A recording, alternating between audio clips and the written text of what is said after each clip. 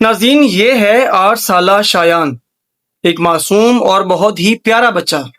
وہ بچہ جس کا قصور صرف اتنا تھا کہ وہ نماز پڑھنے کے بعد گھر کے باہر بیٹھا تھا اور دوستوں کے ساتھ کھیلنے چلا گیا، لیکن دوست کی شکل میں جو درندہ آیا اس کا نام تھا مزمل۔ جی ہاں، وہی مزمل جو شایان کو اور اس کے دوست عبد الرحمان کو بہانے سے لے گیا۔ اس نے کہا کہ آؤ کھیلتے ہیں۔ بچوں نے یقین کیا اور پھر وہی ہوا جس نے انسانیت کو شرما کے رکھ دیا۔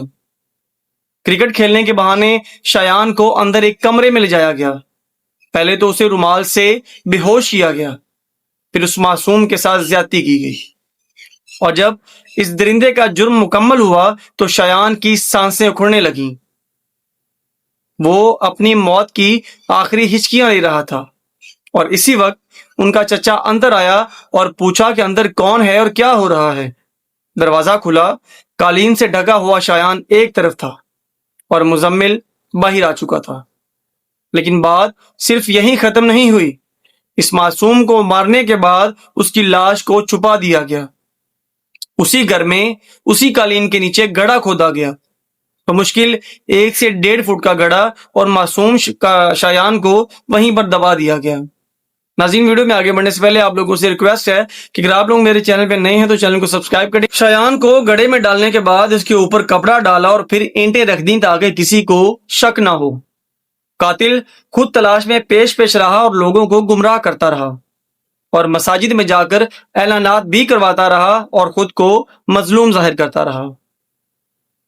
3 دن بعد شایان کی لاش سے اس نے جوتا نکالا، اسے دھویا اور پھر اس میں ایک USB ڈالی، اور اس USB میں ایک آواز تھی جسے وائس چینجر کی مدد سے بدلا گیا تھا، اور اس میں ایک پیغام تھا کہ ہمیں 1 کروڑ روپے دو۔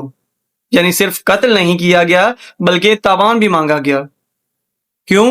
اس لیے کہ شایان کے والد، جن کی پینٹ کی ایک چھوٹی سی دکان ہے، انہوں نے ایک بندے سے 25 لاکھ روپے لیے اور اس کی ویڈیو بھی بنائی تاکہ ثبوت رہے، اور وہی ویڈیو ان درندوں کے ہاتھ لگ گئی اور اس نے ان کو لالچ کرنے پر مجبور کر دیا۔ پلاننگ بنی کہ 1 کروڑ لیں گے، 20 بچے اور اغوا کریں گے، ان کے ساتھ بھی ظلم کریں گے، اور پھر سب کچھ بیچ کر بیرون ملک بھاگ جائیں گے۔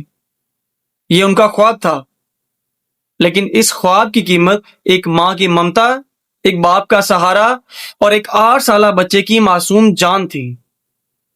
ناظرین، میں آپ لوگوں سے ریکویسٹ کرتا ہوں کہ خدا را اپنے بچوں پر نظر رکھیں، کسی پر بھی اعتبار مت کریں، نہ کسی چچا پر، نہ خالہ پر، نہ دوست پر، اور نہ استاد پر، اور نہ ہی کسی ڈرائیور یا پھر ملازم پر، کیونکہ درندے اب باہر نہیں، درندے اب آپ کے گھروں میں موجود ہیں۔ اللہ تعالیٰ شایان کو جنت الفردوس میں اعلیٰ مقام عطا فرمائے اور اس کے والدین کو صبر جمیل عطا فرمائے۔